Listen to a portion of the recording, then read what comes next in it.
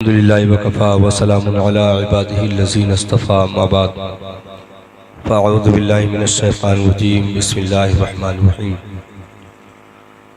हुन्ना लिबासुल लकुम व अंतुम लिबासुल लहुन आमन्तु बिल्लाहि सदक़ल्लाहुल अज़ीम व बल्लगना रसूलुहुन नबिय्युल अमीनुल मकीनुल करीम व नहनु अला ज़ालिका लमिनश शाहिदीन व शाकिरीन वल्हम्दुलिल्लाहि रब्बिल आलमीन। दुरूद पाक का तोहफा पेश फरमा लिया। अल्लाहुम्मा सल्ली अला सय्यिदना शफीअना हबीबना मौलाना मुहम्मदिन मादिनिल जुद वल करम व आलिहि व अस्हाबिहि व बारिक वसल्लम। उनका मंगता पाँव से ठुकरा दे दुनिया का ताज, उनका मंगता पाँव से ठुकरा दे दुनिया का ताज, जिसकी खातिर मर गए मुनअम रगड़ कर एड़ियाँ। ताज रूहुल कुद्स के मोती जिसे सजदा करें, ताज रूहुल कुद्स के मोती जिसे सजदा करें, रखती हैं वल्लाह वो पाकीज़ा गौहर एड़ियाँ। एक ठोकर में उहद का ज़लज़ला जाता रहा, एक ठोकर में उहद का ज़लज़ला जाता रहा, रखती हैं कितना वक़ार अल्लाहु अकबर एड़ियाँ। ऐ रज़ा तूफ़ाने महशर के तला तुमसे न डर, ऐ रज़ा तूफ़ाने महशर के तला तुमसे न डर, शाद हो है कश्तिये उम्मत को लंगर एड़ियाँ, शाद हो है कश्तिये उम्मत को लंगर एड़ियाँ। हज़रात, आप मिंबर नूर पे मुलाहिज़ा कर रहे हैं कि उलमाए किराम का एक अजीम नूरानी काफिला जलवागर है। अभी मेरे फौरन बाद एक अजीम खिताब आप हजरात को समाअत करनी है।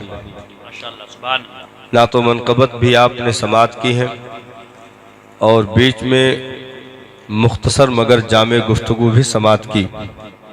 हज़रत अल्लामा मुलाजिम रज़ा साहब, हज़रत अल्लामा मुस्तकीम रज़ा साहब और अभी क़ारी ज़िया यज़दानी साहब से आपने खूबसूरत लबो लहजे में नातो मनक़बत समाअत की। एक अच्छी निकाबत निज़ामत आप हज़रात हज़रत अल्लामा क़ारी सफ़ीउल्लाह साहब क़िबला मद्दज़िल्लहु नूरानी से समाअत कर रहे हैं। अल्लाह तबारक व तआला हम तमामी की हाज़िरी अपनी बारगाह में कबूल फरमाए। आमीन। इस महफिले नूर में आना बैठना सुनना सुनाना अपनी बारगाह में कबूल फरमाए। जैसा कि आपको मालूम है कि इस मुबारक मजलिस का इनेकाद शादी के पुरनूर मौके पर और तहदीसे नेमत के तौर पर कि बेटे और बेटी की शादी हुई, उस शुक्राने में नबी के मीलाद की मजलिस का इनेकाद किया गया। सुभान अल्लाह, वाह वाह। ये बहुत बड़ी खुशबख्ती है कि परवरदिगारे आलम ने दो अजीम नेमतों से नवाजा भी और उस नेमत पर शुक्र अदा करने का मौका भी इनायत फरमाया। ये हर एक के हिस्से में नहीं आती। आदमी ऐसी नेमतें पाने के बाद अक्सर ये होता है कि खुशियां मैसर होने के बाद अक्सर आदमी बेराह रबी का शिकार होता है और इंसान ज्यादातर खुशियों में अपने कदम को संभाल नहीं पाता, क्योंकि खुशियों ही में कदम को संभालना असल इम्तिहान है। क्या बात है, वाह वाह। गुर्बत में, परेशानी में, इम्तिहान में, दर्द में, दुख में तो हर कोई संभल जाता है। खुशियों में अगर बंदा सही रास्ते पर रहे तो ये समझ लीजिए कि रब का बहुत बड़ा एहसान है। किसी को दर्द हो, तड़प रहा हो बिस्तर पे, तो मौला की याद उसे आ ही जाती है, उसका नाम उसके ज़बान पे आ ही जाता है।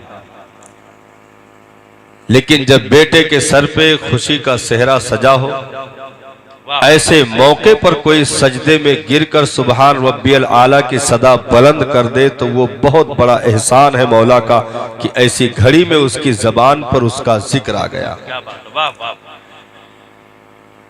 शादी ये दीन इस्लाम की दी हुई वो अजीम नेमत है जिसमें कि इस्लाम से पहले इस दुनिया में ऐसी चीजें देखने को नहीं मिली और आदमी अपने तौर पर अपनी तबीयत के मुताबिक जिंदगी गुजारता था। इन रिश्तों की कोई वक़ात नहीं समझी जाती थी। जानवरों से बदतर जिंदगी गुजारने पर इंसान मजबूर था। न कोई तरतीब, न कोई तरीका, न कोई कानून, न कोई सिक्योरिटी, न कोई जिम्मेदारी, कुछ भी नहीं उसके कंधे पर होती थी। यहां तक कि मंडियों में कीमतें लगाई जाती, सेज की जीनत बनाई जाती और हुस्न की रमक चेहरे से ढलने के बाद उसे धक्के देकर गली कूचों में भटकने पर मजबूर कर दिया जाता था। उसकी हिफाजत का, उसकी जिम्मेदारी लेने का कोई भी नारा कहीं से बुलंद नहीं होता था। दीन इस्लाम ने आने के बाद हम और आपको जिंदगी का वो सवेरा अता किया जिसने सिर्फ जिंदगी की हिफाजत का ही सबक नहीं पढ़ाया बल्कि उसने रिश्तों का कानून भी बताया, रिश्तों की अहमियत भी बताई, रिश्तों की कीमत भी बताई और एक दूसरे को रिश्तों में मुंसलिक करके ताउम्र साथ चलने का वादा करने का हुनर भी सिखाया और उन रिश्तों को मजीद तक़वियत देने के लिए उन रिश्तों में अलग अलग जो रिश्ते आते हैं, भाई का रिश्ता, बहन का रिश्ता, बेटी का रिश्ता, बीवी का रिश्ता, माँ का रिश्ता, इन अलग अलग रिश्तों की कीमतें उजागर करके बता करके दीन इस्लाम ने एक अच्छी सोसाइटी, एक अच्छा समाज कायम करने का हुनर दिया ताकि ये जिंदगी खुशहाली के साथ मजीद तरक्कियों की तरफ गामजन हो। लोग इसी को खेल समझते थे और इसी को जिस्म का जायका समझ करके बाजारों में कीमतें लगा करके बिलखुसूस औरत की जिंदगी को अजीरन बनाने की नापाक साजिशें चली थीं, क्योंकि इस दुनिया ने औरत जात के बदन पे कभी लिबास देखना पसंद ना किया, क्योंकि उसे इंसान ही मानने से इस जमीन पर इनकार किया गया। औरत को इंसान मानने से इनकार किया गया और कहा गया कि ये समाज में जगह देने के लायक कोई चीज नहीं है, बस तबीयत बहलाने की एक चीज है जो दुनिया में उतार दी गई है, बाकी इसका हरम में कोई हिस्सा नहीं है, जायदाद में कोई हिस्सा नहीं है, इसका रिश्तों में कोई भी अहमियत नहीं है। ये तमाम चीजें करने के बाद औरत को खिलौना बनाने की नापाक साजिशें रची गई, यहां तक कि उसे बंद कमरों में घुट घुट कर मरने पर मजबूर किया गया। और जो लोग मंडियों से खरीद करके लाते थे वो या तो तहखानों में उसे कुछ दिनों के बाद जिंदा दफन कर देते थे या धक्के दे करके घर से बाहर करके दर दर की ठोकरें खाने पर उसे मजबूर कर देते थे। एहसान मानो दीन इस्लाम का, शुक्र करो पैगंबर इस्लाम का और नारे बुलंद करो मुहसिन इंसानियत के कि उन पैगंबर इनकलाब ने इस दुनिया को इस मोड़ पर जिंदगी का वो सुबह हुवेदा अता कर दिया, जिंदगी का वो सवेरा अता कर दिया साहब कि पूरी दुनिया के मज़ाहिब, उनके कवानीन पीछे रह गए। दीन इस्लाम का कानून कल भी आगे था, आज भी है और सुबह कयामत तक रहेगा। और इंसानों को इंसानियत के तमाम तर तालीम देने के लिए और इंसानों को इंसान बनकर इस जमीन पर जिंदगी गुजारने के लिए दीन इस्लाम ने जो तालीम के नारे बुलंद किए, जो इल्म का नारा बुलंद किया, जो तरक्की का नारा बुलंद किया, वो दीन इस्लाम का अपना एक खास मकाम है कि इसमें कोई भी मजहब साथ खड़े होने के लिए अपनी औकात नहीं रखता है, क्योंकि दीन इस्लाम ने इंसानों की कामयाबी के नारे, औरतों के कामयाबी के नारे, मर्दों के कामयाबी के नारे, औलादों के कामयाबी के नारे, यहां तक कि नौकरों के कामयाबी के नारे लगा करके दीन इस्लाम ने गुलामों तक को ऐसी वक़ात, ऐसी इज्जत अता कर दी कि काबे का छत दे करके अजान दिलवा करके दुनिया को बता दिया कि गुलाम जो है पांव की जूतियां नहीं समझे जाएंगे, बल्कि उन्हें अगर उन्होंने कलेजे में दीन की मोहब्बत के चिराग रोशन कर दिए हैं, रब की वहदानियत का इकरार करके नबी की नबुव्वत और रिसालत का इकरार करने के बाद उन्होंने इश्क की दुनिया को आबाद कर लिया है, तो उनको इमाम भी बनाया जाएगा, उनको पेशवा भी बनाया जाएगा, उनको रहबर भी बनाया जाएगा, उनको मुक्तदा भी बनाया जाएगा। ये तमाम नारे अगर इस जमीन पर किसी ने दिया है तो वो दीन इस्लाम है। बेशक, सुभान अल्लाह। शादी का लफ्ज, शादी के माने खुशी के होते हैं, शादी के माने खुशी के होते हैं। किस चीज की खुशी है ये? शादी में खुशी किस चीज की होती है? वाह वाह वाह। इस पर आप गौर करेंगे तो आपको अंदाजा होगा कि भाई शादी, शादी के माने खुशी, किस चीज की खुशी मनाई जा रही है साहब? बेटा पैदा होने की खुशी मनाई जा रही है, तो ये तो बहुत पहले से मनाया जा रहा था। इसमें मनाने के लिए अगर आपने मनाया भी तो कोई बहुत बड़ा काम नहीं कर दिया। सेहरा पहनाने की खुशी, तो सेहरे तो और मकाम पर भी पहने जाते हैं। नए जोड़े जामे में मलबूस होने की खुशी, तो ऐसी चीजें तो और भी जगहों पर होती रहती हैं। ये शादी में खुशी किस चीज की है? खाना खाने की खुशी है, या महंगी गाड़ियों पर लंबी कतारों में बारात निकालने की खुशी है? ये शादी में खुशी किस चीज की है? और ये खुशी असल मनाने के लिए कौन सी जगह का इंतखाब किया गया है? तो वो जगह है लड़के की चौखट, लड़के का दरवाजा है, जहां खुशी मनाने और एहतमाम करने के लिए इंतखाब किया गया। तो यहां लड़के के यहां खुशी जो मनाने का इंतखाब हुआ है, किस चीज की खुशी मनाई जा रही है और खुशी मनाने का हुक्म किस चीज के लिए है, तो इस पे आप गौर करेंगे तो पता चलेगा कि लड़के के घर पर लड़की के इस्तकबाल की खुशी मनाई जा रही है। वाह वाह वाह। बेटी के इस्तकबाल की खुशी मनाई जा रही है, और ये खुशी मनाने के लिए एक बेटे वाले का इंतखाब करके बता दिया गया कि कल तुम सिर्फ बेटों को रब की नेमत समझते थे, बेटियों को ठोकरों में डाला जाता था, सिर्फ बेटों के पैदाइश पर खुशियों का इजहार होता था, बेटियों के आने पर चेहरे लटक जाते थे, गर्दनें झुक जाती थी, आदमी मातम करने लगता था कि बेटी कैसे पैदा हो गई।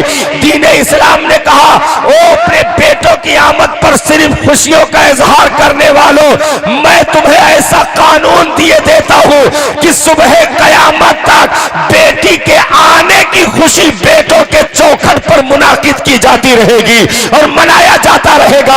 और बेटे वाले खुद खुशियों में मगन होकर के चलकर बेटी वाले के चौखट पर पहुंचकर खड़े होकर कहेंगे कि मैं पूरे इकरार और वादे और अहदो पैमान के साथ आज इस बेटी का घर की रहमत का इस्तकबाल करने के लिए आया हूं, क्योंकि बेटियां मनहूस नहीं होती है, बेटियां पापन नहीं होती है, बेटियां अभागन नहीं होती है।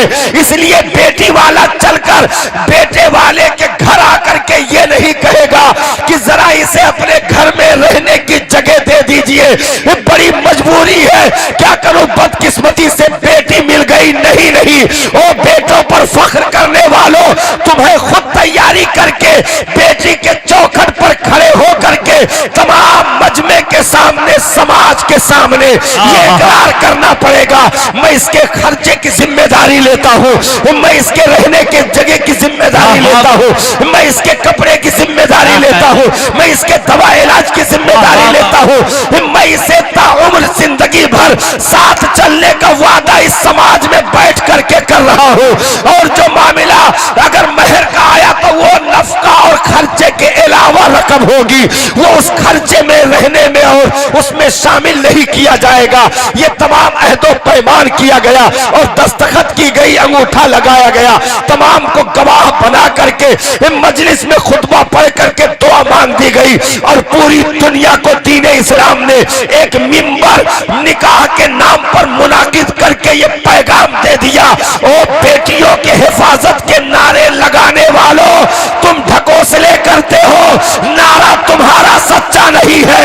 आओ उस नारे की झलक मैं दिखाता हूँ कि दीन इस्लाम इस बेटी को सिर्फ मुबारकबाद ही नहीं दे रहा है, बल्कि पूरी जिंदगी बेटा उसकी परवरिश और उसकी देखरेख, उसके खर्चे कपड़े की जिम्मेदारी भी लेकर के अपने घर में अपने जायदाद में जगह भी दे रहा है। वाह वाह वाह वाह, सुभान अल्लाह सुभान। बेटी वाह वाह वाह, बेटी पढ़ाओ, बेटी बढ़ाओ, बेटी बचाओ के नारे लगाए जाते हैं, जगह जगह पर बैनर कायम किया जाता है और आजादी निस्वा का नारा लगाया जाता है कि आजादी क्या होगी। तो असल में नारे जो लगाए गए सिर्फ शिकारियों के चेहरे तब्दील हुए हैं। शिकार वही है जो इस्लाम से पहले अरब में हो रहा था और इस दुनिया में हो रहा था। औरत को कल भी जायके के लिए इस्तेमाल किया गया था और आज भी जब देखा कि एक मजहब इसकी हिफाजत के लिए पूरे तन मन धन से कुर्बान होने के लिए तैयार है, तो फिर इन्होंने अलग एक नारा लगाया जिसमें जहर के ऊपर चांदी का वर्ग लपेट करके उस पे लिख दिया कि यह कलाकंद है, अंदर जहर मौजूद था। औरतों को आजादी देने का यह नारा नहीं है, ये नारा इसलिए लगाया जाता है आजादी के चांदी के वर्क को लपेट करके एक जहरीला नारा जो समाज में देने की आज घिनौनी कोशिश की जा रही है, वो वही अरब का पुराना नारा है कि आज भी ये औरतों के बदन पे लिबास देखना पसंद नहीं करते और औरत को आज भी ये जायके के लिए इस्तेमाल करने की नापाक साजिशें रचे हुए हैं। इनकी मर्जी यह है कि औरत शादी से पहले नंगे बदन हो करके एयर होस्टेस बन करके प्लेन में काम करे। इनकी मर्जी यह है कि कहवा खाने, रक्स की महफिलों में और बड़े बड़े होटलों में कम कपड़ों में ड्यूटी करे जब तक शादी ना हो, हजारों मर्दों के हवस का निशाना बने, उनके नापाक निगाहों का शिकार बने। ये तमाम तर चीजें जो इससे पहले दुनिया देखना चाहती थी, आज भी वही नारा लगा करके और औरतों को आजादी का बहाना दे करके कि हम तुम्हें आजाद करना चाहते हैं, ये 3 तलाक का मसला है, आओ तुम्हें इंसाफ देना चाहते हैं, ये तुम्हारे रहने का मसला, आओ तुम्हें आजादी देना चाहते हैं, ये तुम्हारे घर में घर से निकल कर ड्यूटी करने का मसला है, आओ हम तुम्हें इंसाफ देना चाहते हैं। नाना साहब, दुनिया इस्लाम को छोड़ करके कोई भी मजहब, इस्लाम को छोड़ करके कोई भी कानून औरतों को इंसाफ नहीं दिला सकता है, क्योंकि ये सब हवस के पुजारी हैं। अगर इंसाफ ही होता तो अखबारों में औरतों के आबरू रेजी की हजारों कहानियां रोज छपकर न फ्रंट पर आती, न फ्रंट पर दिखाई देती। अगर औरतों की सिक्योरिटी का मामला होता तो सगा बाप और बेटी के साथ मुंह काला करने के वारदात न रोनुमा होते। अगर औरतों की सिक्योरिटी का मामला होता तो एक भाई एक बहन की आबरू रेजी कर दे, ये खिलौने, ये वारदात सामने न आते। साहब, ये सिर्फ और सिर्फ नारा लगा करके चांदी का वर्क दिखा करके जहरे हलाहिल समाज में उतारने की नापाक साजिशें हैं। औरतों की हिफाजत के ये कल भी कायल नहीं थे, आज भी नहीं है। इन्होंने देखा कि इस्लाम ने तो औरत को महफूज कर दिया, जब इस्लाम ने ये कानून दे दिया कि इसके बाल की सियाही भी कोई देख नहीं सकता। इसका बाल भी अगर बारीक दुपट्टा ओढ़ करके ये इबादत करने लगे, नमाज पढ़ने लगे और बाल का कालापन अगर जाहिर हो जाए तो उसकी इबादत नहीं होती है। यानी पर्दे का इतना सख्त हुक्म दे दिया, तब तो हम फेल हो जाएंगे। इस औरत को होटल में कैसे इस्तेमाल किया जाएगा, फिर तो कस्टमर की कमी हो जाएगी। अगर इस्लाम ने यह कानून दे दिया कि इसके पंजों के अलावा बाकी बदन का कोई हिस्सा कहीं झलकने तक ना पाए, यहां तक कि जवान भाई के साथ भी तन्हाई में बैठने का हुक्म न दिया जाए, ये तो इतनी सिक्योरिटी औरत को दे रहा है। फिर ये आखिर हमारे सामने रक्स कैसे करेगी, हमारे सामने कहवा खानों में इसके मुजरे कैसे होंगे, डांस कैसे होंगे, बियर बार की दुकानें कैसे चलेगी। तो इन्होंने कहा ऐसा करो, इसकी आजादी का नारा लगाओ। कि नारा लगा रहे हो कि हम तुम्हें घर से निकाल कर बाहर की दुनिया में सैर करने का मौका देते हैं, ये झांसे में आ जाएगी, कम अक्ल है, निकल कर रोड पर धरना प्रदर्शन करने लगेगी, इस्लाम के खिलाफ नारे लगाने लगेगी और हम इसका शिकार कर लेंगे, हम इसको उचक लेंगे। नहीं नहीं साहब, दीन इस्लाम जब तक इस दुनिया में है औरतों पर होने वाले अत्याचार पर बंद बांधता रहेगा। और उन्हें हकीकत में आजादी का नारा अगर किसी ने इस जमीन पर दिया है तो आजादी निस्वा का नारा वो दीन इस्लाम ने दिया है। क्योंकि आजादी ये नहीं कि गैर मर्दों के हवस का निशाना बने, आजादी ये है साहब कि औरत का कदम हो, पूरी दुनिया के मर्द उसके कदम पर झुक करके अपनी जन्नत ढूंढ रहे हो। ये हकीकत में आजादी है कि वहां तलवे में जब तक झुक करके अपनी जन्नत तलाश न की जाए तो मर्द की जन्नत गिलाफे काबा में नहीं रखी गई, हरम के सजदों में नहीं रखी गई, इबादत और रियासत में नहीं रखी गई। हर बेटे की जन्नत उसके माँ के तलवे में छुपा करके रख दी गई। पूरी दुनिया के मर्दों को अपनी अपनी माँ यानी औरत के तलवे पर झुकने पर मजबूर कर दिया गया और दीन इस्लाम ने कानून दे दिया कि ओ बेटों का सिर्फ नारा लगा करके बेटियों का कत्ल करने वालों, बेटियों को जिंदा दफन करने वालों, मैं वो सिक्योरिटी बेटियों को दिए देता हूं कि सुबह कयामत तक कोई भी जालिम इन बेटियों के आंचलों तक नहीं पहुंच सकता है। उनकी साथ तक पहुंचना तो बहुत दूर की बात है। तो शादी असल में जो खुशी है वो बेटी का इस्तकबाल है, जो बेटे के घर से खुशी का इजहार किया जाता है। नारे तकबीर, नारे रिसालत, मजहबे इस्लाम, मसलके आला हजरत अल्लामा कमालुद्दीन साहब किबला। सुभान अल्लाह, सुभान अल्लाह। और जब आप तारीख इस्लाम की बारीकियों पर गौर करेंगे तो मेरे आका सल्लल्लाहु ताला अलैहि वसल्लम ने इस रूए जमीन पर सबसे पहले उसी जगह से काम की स्टार्टिंग की है जहां पर अत्याचार ज्यादा हो रहे थे, जहां पर जुल्म ज्यादा हो रहे थे, जहां पर इंसानियत को सबसे ज्यादा दबाया जा रहा था। और इस रूए जमीन पर सबसे ज्यादा अगर किसी के साथ अत्याचार हो रहे थे तो वो औरत थी।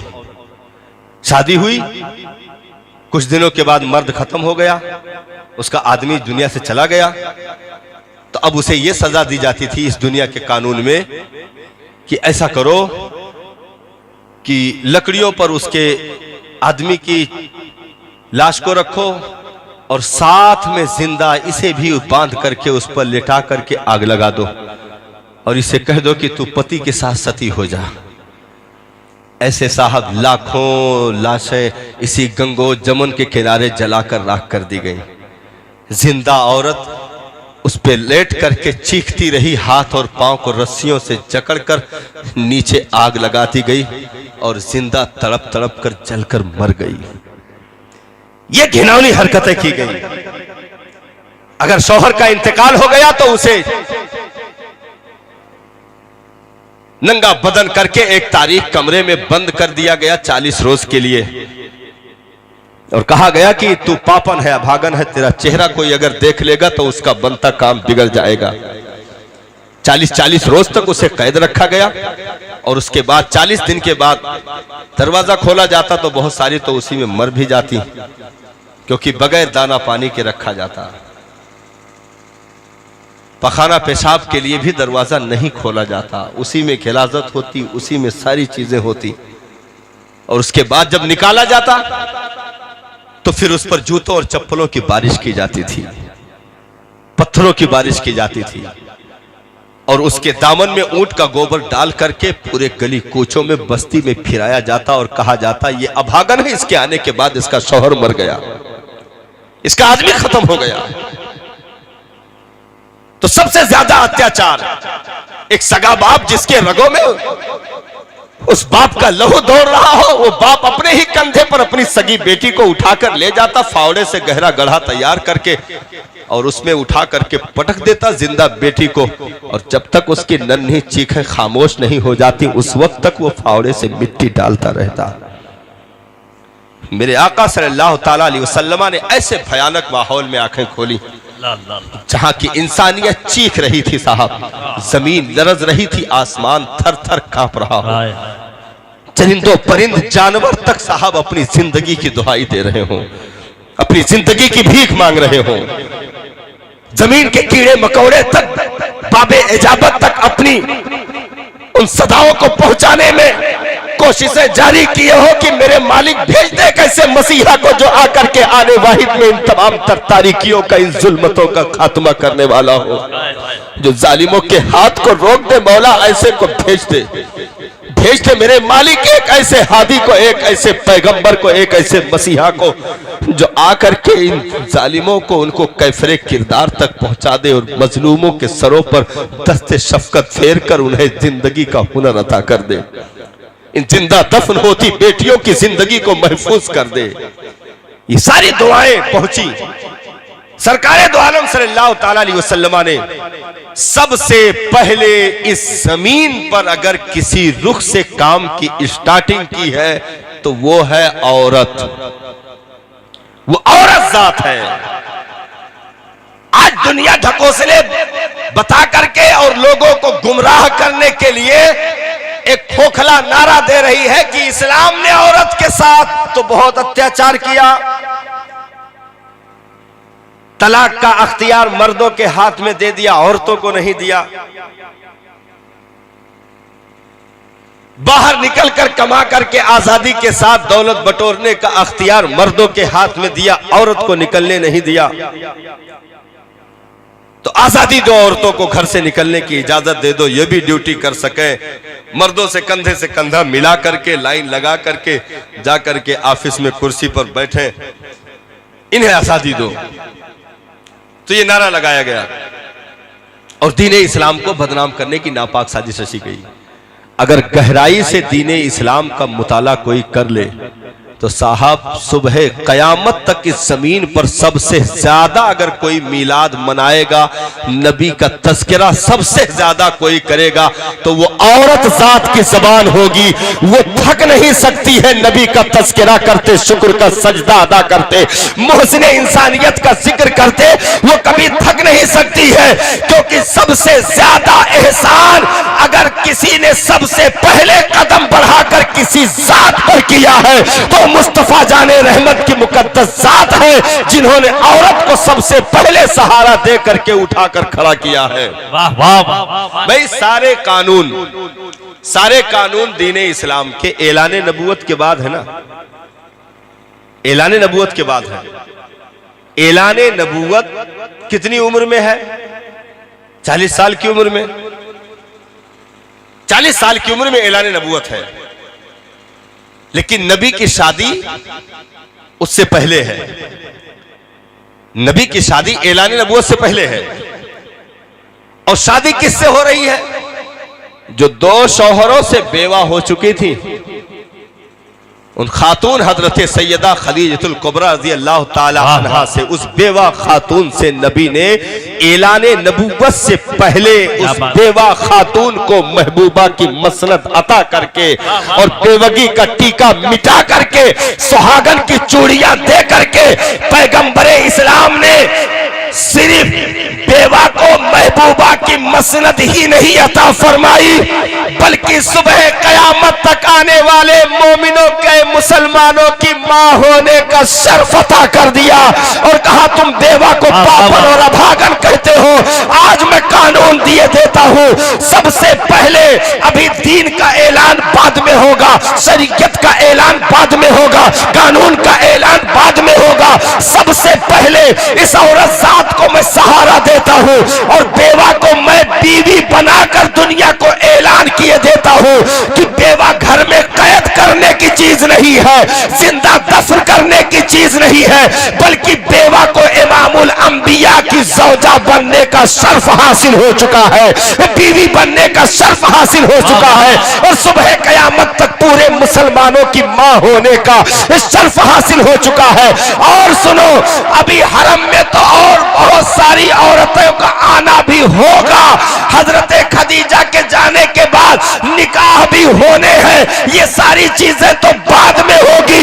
नबी ने पहले ऐलान कर दिया, अगर मेरी नस्ल किसी के वतन से चलेगी तो वो और औरत नहीं होगी, वो बेवा खातून खदीजा होगी, जिनके वतन से सैयदा फातिमा ज़हरा की विलादत होती है और नबी की नस्ल उसी बेटी से दुनिया में जारी होती है कि सुबह कयामत तक अगर सैयदों की नस्ल देखी जाएगी और उनका वकार देखा जाएगा, उनकी इज्जत देखी जाएगी, तो वो सारी चीजों की इब्तिदा किसी और औरत से नहीं होगी, बल्कि उसी औरत की सास से होगी जिस औरत को दुनिया ने मनहूस कहा था, जिस औरत को दुनिया ने पापन का खिताब दिया था, जिस औरत को दुनिया ने अभागन का खिताब दिया था, उसी औरत को उठा करके पैगंबर ने वो बुलंदी अता कर दी साहब कि दुनिया में कोई बराबर खड़ा होना तो दूर की बात है, वो दूर भी खड़े होकर इस्लाम से निगाहें नहीं मिला सकता है। इस्लाम से निगाहें नहीं मिला सकता है।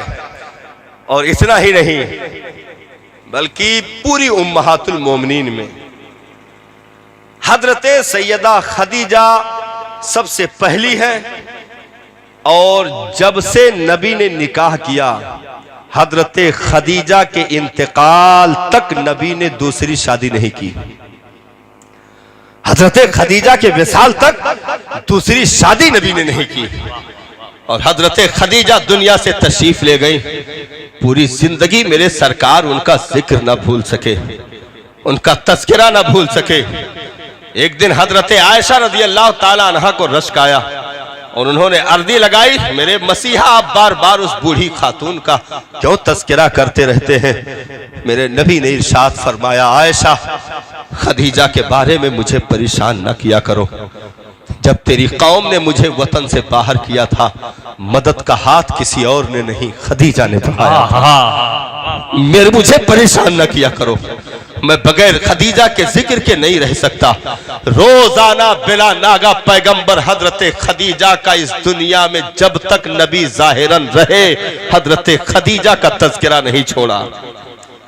एक दिन हजरत सैयदा खदीजतुल कुबरा रज़ी अल्लाह ताला अन्हा ने हजरत फातिमा ज़हरा जो छोटी सी उम्र में थी भेजा, कहा जाओ बाबा जान से चादर मांग लाओ। हजरत फातिमा ज़हरा दौड़ी हुई सरकार की बारगाह में हाजिर हुई। अर्ज की, बाबा जान अम्मी जान ने चादर मंगवाई है। कहा किस गर्ज से? कहा ये तो नहीं बताया। कहा चलो चलकर पूछते हैं। आकर मेरे सरकार ने इरशाद फरमाया, खदीजा तुमने चादर मंगवाई है। हजरत खदीजा के आंखों में आंसू तैरने लगे। कहा मेरे मोहसिन, मेरा मर्ज बढ़ता जा रहा है, लगता है इसी मर्द में मेरा इंतकाल हो जाएगा। मैं दुनिया छोड़कर जाने वाली हूँ सरकार, बस दिल में एक ख्वाहिश है, एक तमन्ना है, मेरे मसीहा इतना करम कर दे मेरे आका, अपनी चादर मुझे दे दे ताकि कफन की जगह पर इस्तेमाल कर लूं। कफन की जगह पर आपकी चादर को मैं इस्तेमाल कर लूं, कब्र में उतारी जाऊं, कोई अमल साथ आए ना आए, कम से कम ये फख्र तो मैदाने महशर तक बाकी रहे कि मुझे निस्बत किसी और चीज से नहीं, मैं नबी की चादर तक बदन पे लपेट कर लेकर आई हूँ। और देवा को सिक्योरिटी और हिफाजत की जिम्मा मोहसिन इंसानियत ने दे रखी है, और कोई दूसरा क्या मैदान में इंसाफ की बातें करेगा साहब? वो पहले अपने घर की खबर करे। दीन इस्लाम ने कानून बाद में दिया, अमल पहले किया है। वाह वाह वाह वाह, कानून बाद में दिया, अमल पहले किया है। आज जो इंसाफ का नारा लगाते उनके घर को खंगवा लिए, फाजीरन हो चुकी है, वो पहले औरतों की जिंदगी बर्बाद कर चुके हैं, बाद में कुर्सी पर आकर इंसाफ का नारा लगा रहे हैं। ऐसा इंसाफ दुनिया को नहीं चाहिए साहब। पैगंबर ने कानून 40 साल के बाद दिया है और हिफाजत कानून देने से पहले अता कर दी है और ऐलान कर दिया दुनिया को, खबरदार औरत के साथ के ताल्लुक से कोई गलत जुमले इस दुनिया में नहीं निकाल सकता। वाह वाह वाह, कोई नहीं निकाल सकता। अच्छा, एक बड़ी हिकमत, बस आखिरी गुफ्तगू की कड़ी चल रही है, एक और बड़ी हिकमत यह है कि दीने इस्लाम ने इस औरत को वो सिक्योरिटी अता कर दी कि एक मर्द जो नफरत करता था उसी को भेज दिया और कहा कि तू ही जाएगा उसकी चौखट पे और बैठकर वहां इकरार करेगा। चलो, उसने इकरार कर लिया, सारी बातें हो गई, लिखा पढ़ी हो गई, दस्तखत हो गया, सब हो गया, चला आया।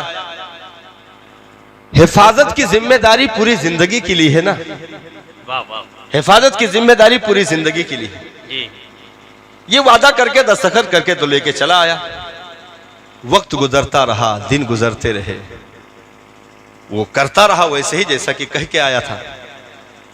लेकिन साहब अचानक यकायक उसके घुटने जवाब देने लगे, उसके बदन का जोर जोर दर्द करने लगा, बुढ़ापा आ गया। अब वो खुद बिस्तर से नहीं उठ पा रहा है तो उसकी हिफाजत कैसे करेगा? जिसके लिए दस्तखत करके आया है, वादा करके आया है, वो उसकी हिफाजत कैसे करेगा? भाई खुद उठ बैठ नहीं पा रहा है, बुढ़ापे की उम्र में पहुंच गया तो उस औरत को सिक्योरिटी कैसे देगा? उसके नानो नफके का इंतजाम कैसे होगा? उसके खाने कपड़े का एहतमाम कैसे होगा? उसकी सिक्योरिटी का मामला क्या होगा?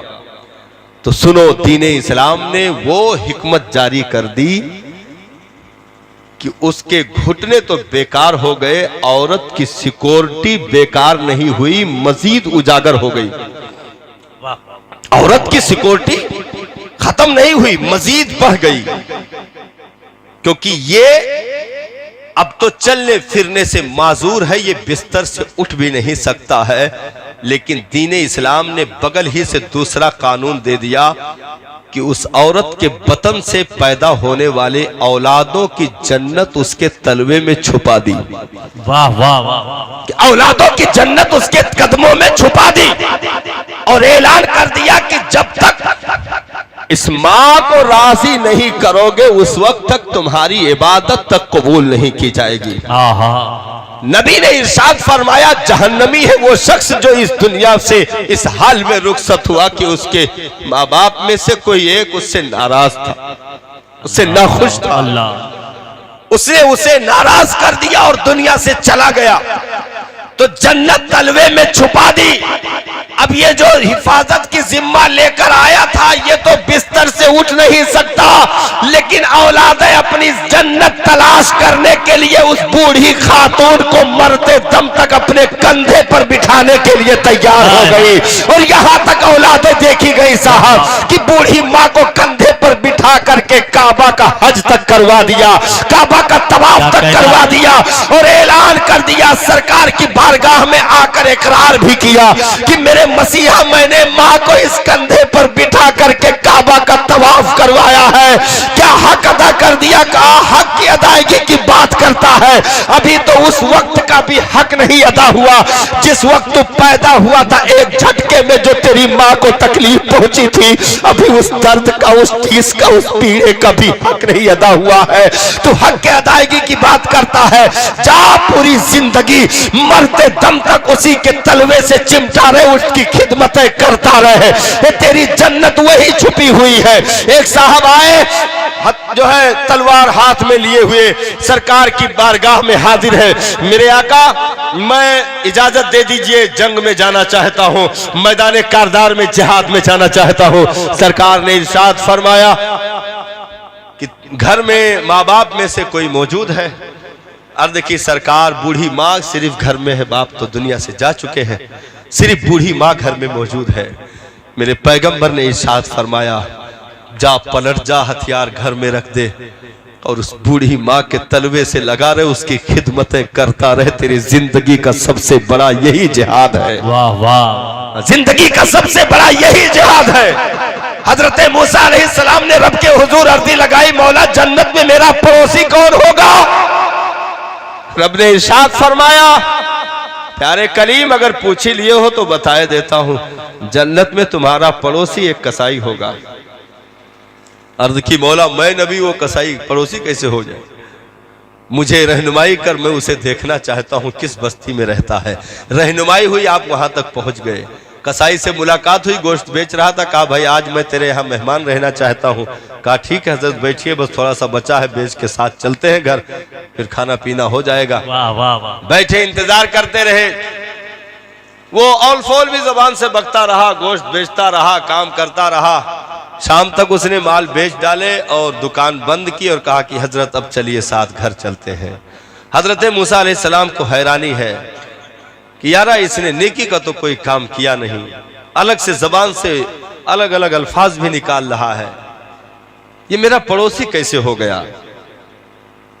खैर घर गए, जांचने के लिए गए थे, देखने के लिए गए थे, तो सब चीजें देख ही रहे थे। उस नौजवान ने अपने हाथों से खाना बनाया। खाना तैयार करने के बाद एक प्याले में शोरबा निकाला और रोटी के चंद टुकड़े लिए और हजरत मूसा अलैहिस्सलाम से कहा कि आप तशरीफ रखें, मैं अंदर कमरे से अभी आया, फिर बैठकर दोनों लोग खाना खाएंगे। हजरत मूसा अलैहिस्सलाम बैठे देख ही रहे थे कि ये जा कहाँ रहा है, कर क्या रहा है, आखिर कौन सी ऐसी अदा है कि रब को भाग गई और जन्नत में मेरा पड़ोसी बना दिया। आखिर कौन सी ऐसी अदा है? क्या बात है। देखते रहे तो आपने क्या देखा कि वो नौजवान शोरबा लेकर के पहुंचा। चारपाई पर साहब 60-70 साला एक बूढ़ी खातून बिस्तर पे पड़ी हुई थी, जो उठ भी नहीं सकती थी, मुंह के दांत भी नहीं थे। ये नौजवान जाकर अपने ही दामन से उसका मुंह साफ किया और उसके बाद अपने दांतों से लुकमे चबा चबा करके नरम किए और नरम करके शोरबा में डाल करके भिगो करके उसके मुंह में एक एक लुकमा डालना शुरू किया और उसे खिलाता रहा। जब शिकम सैर हो गई, पानी पिलाया, अपने दामन से उसका मुंह साफ किया और कहा कि सुकून से लेटी रहे, आज मेहमान है, साथ में खाना खाने जा रहा हूं। माँ लेटी रही, हजरत मूसा अलैहिस्सलाम देखते रहे। जब ये लौट करके आया तो उसकी बूढ़ी माँ ने लेटे लेटे ही चारपाई से हाथ उठा दिए। मेरे परवरदिगार, मेरा बेटा बहुत गुनहगार है, बहुत नकारा है, तेरी रहमतों का हकदार तो ऐसे नहीं हो सकता नेकियों की बुनियाद पर, लेकिन मेरे मालिक, मेरा बेटा मेरा बड़ा वफादार है, मुझसे बड़ी मोहब्बतें करता है, मुझसे बड़ा लगाव रखता है।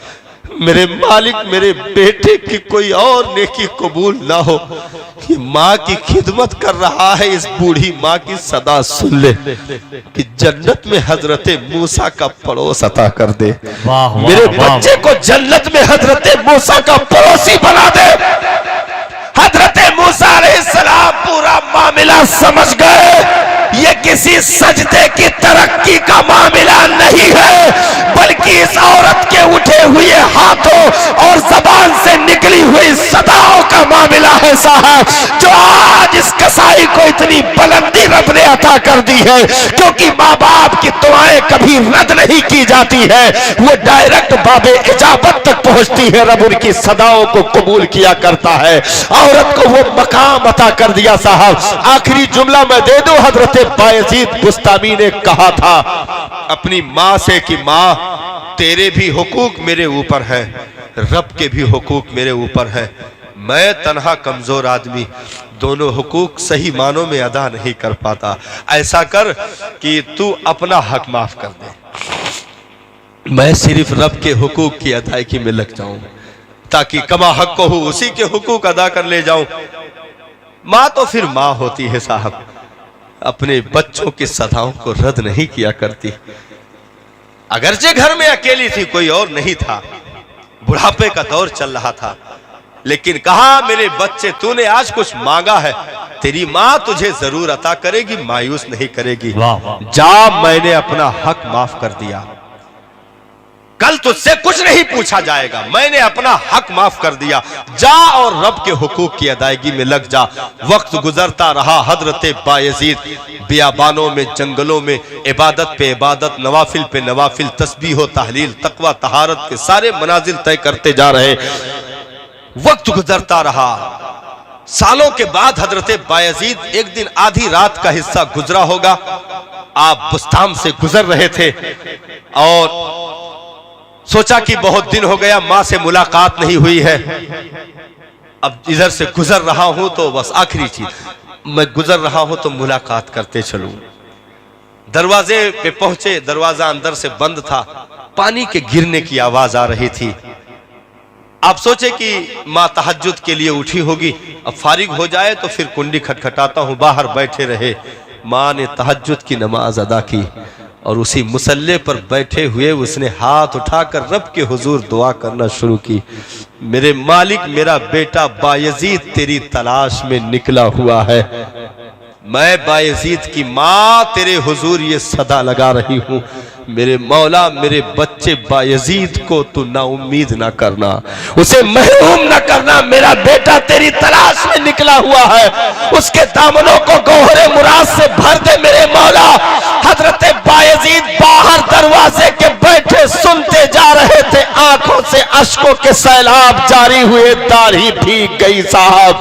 और जब मां फारिग हुई तो आपने दरवाजा खटखटाया, मां बाहर आई, जैसे दरवाजा खोल करके सामने आई, बायजीद कदमों में गिरकर लोटने लगे, कहा मुझे माफ कर दे, मैं जिस रब की तलाश के लिए जंगलों बेयाबान का खाक छान रहा वो तो बायजीद के मां के मुसल्ले के पास मौजूद है, उसकी रहमतें यहां मौजूद है, मैं कहां तलाश करता जा रहा हूं।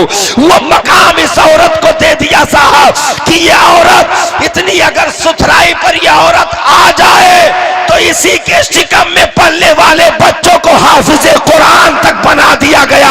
औरत को वो मकाम दे दिया गया कि नबियों तक का कयाम गाह इसी औरत के शिकम को बना दिया गया। गौसो अगवास कुत्तो कुतबो अब्दाल नजबा सालिकीन औलियाए कामिलीन का मस्कन इसी औरत का शिकम बना दिया गया कि 9-9 महीने किसी जात की जो है खास आज़ा में अगर किसी नबी ने कयाम किया है तो वो जात औरत की है। इमामुल अंबिया ने जहां कयाम किया है वो जात औरत की है। जिसने दुनिया को गौसो कुतुब अब्दाल दे दिए वो जात औरत की है। जिसके कदमों में जन्नत खींच कर छुपाई गई वो जात औरत की है। जिसके एक रुपट्टे का धागा अगर दिल्ली में निजामुद्दीन औलिया बाहर आसमान के जो है खुले आसमान में लाकर दिखा दे और ये कह दे मौला ये उस खातून के रुपट्टे का धागा है जिसके बाल की सियाही चांदो सूरज ने नहीं देखा है, इसी के धागे के वसीले से तू बारिश का नुज़ूल कर दे तो साहब इतनी बारिश हो कि दिल्ली जलथल हो जाए, वो मकाम औरत का है। राबिया बसरी के पोस्ट कोई पा जाए वो मकाम औरत का है। हजरत जुनैद बगदादी से राबिया बसरी ने कहा था, जुनैद पानी पर मुसल्ला बिछाना कमाल नहीं है। मुसल्ला उठाकर हवा पे डालकर राबिया बसरी खड़ी हो गई, कहा पानी तो फिर भी जमीन पर टिका हुआ है, आओ मुसल्ला ऐसी जगह बिछाओ जहां कुछ टिकाव न हो, और खड़ी होकर नियत बांध ली। वो मकाम औरत का है साहब। मौला ने ये जो शादी के मौके पर खुशी के इजहार का मौका दिया है वो इजहार यही है कि आज इस घर में बेटी का इस्तकबाल होना है। आज दूसरे की चौखट से मेहमान बनाकर अपने घर की बहू, अपने घर की बीवी बना करके लाकर आज उसे सेज की जीनत भी बनाई जाएगी। और आला हजरत सरकार ने तो यहां तक लिखा कि जब वो नया मेहमान तुम्हारे घर आए, वो जब जो है बीवी का लिबादा पहनकर तुम्हारे घर पहुंचे, उसके पांव को एक थाल में धुलाकर घर के चारों कोने पर छिड़क दो, बरकतों का नुज़ूल होगा। मौला करीम हम तमामी को इन तमाम उसूलों को समझ करके नबी के सीरत और किरदार पर अमल की तौफीक अता फरमाए। अस्सलामु अलैकुम रहमतुल्लाहि तआला।